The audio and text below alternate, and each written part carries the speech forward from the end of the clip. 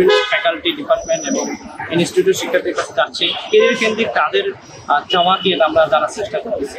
ফলে তাদের চাওয়াগুলোকে আমি আমার ইশতেহার হিসাবে উপস্থাপন করবো এবং এটাকেই সামনে রেখে আগামী 1 বছর কাজ করার চেষ্টা করবো যদি নির্বাচিত হই। আপনি যদি প্রত্যেকটা জায়গায় দেখেন যে সার্ভিসের একটা ঘাটতি আছে, তো সেখানে শিক্ষার্থীদেরকে নিয়ে পার্ট টাইম কাজের ব্যবস্থা করা যায়, যার মধ্য দিয়ে শিক্ষার্থীদের যে আর্থিক সচ্ছলতা সেটা কাটিয়ে ওঠা যাবে এবং একই সঙ্গে বিশ্ববিদ্যালয়ের যে সার্ভিস বা সুযোগ সুবিধা সেটাও পাবে।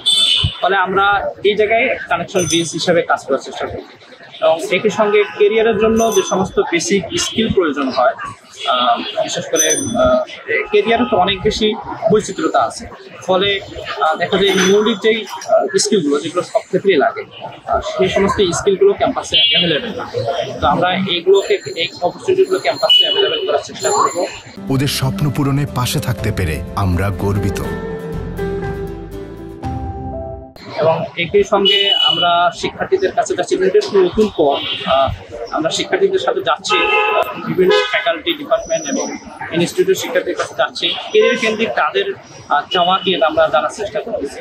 ফলে তাদের চাওয়াগুলোকে আমি আমার ইশতেহার হিসাবে উপস্থাপন করবো এবং এটাকেই সামনে রেখে আগামী 1 বছর কাজ করার চেষ্টা করবো যদি নির্বাচিত হই। আমরা যে প্যানেলটা দিয়েছি, আমরা চেষ্টা করেছি বিশ্ববিদ্যালয়ের যে নতুন শিক্ষার্থী আছে প্রায় 40,000 শিক্ষার্থী, তাদের প্রত্যেকের প্রতিনিধিত্ব করে এরকম প্রার্থীদেরকে নিয়ে আমরা একসঙ্গে ঐক্যবদ্ধ শিক্ষার্থী গঠন করেছি। আমরা চেষ্টা করছি যাতে তারা প্রত্যেকটা শিক্ষার্থীকে প্রতিনিধিত্ব করে।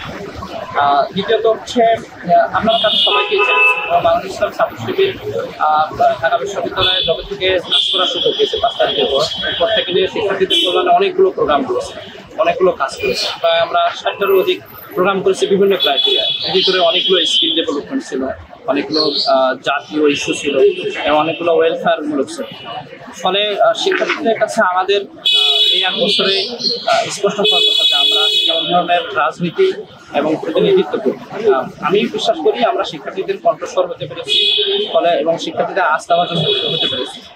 ফলে আমরা আশা করছি শিক্ষার্থীরা নির্বাচনের ক্ষেত্রে আমাদের প্রার্থীদেরকে বিবেচনা করবে।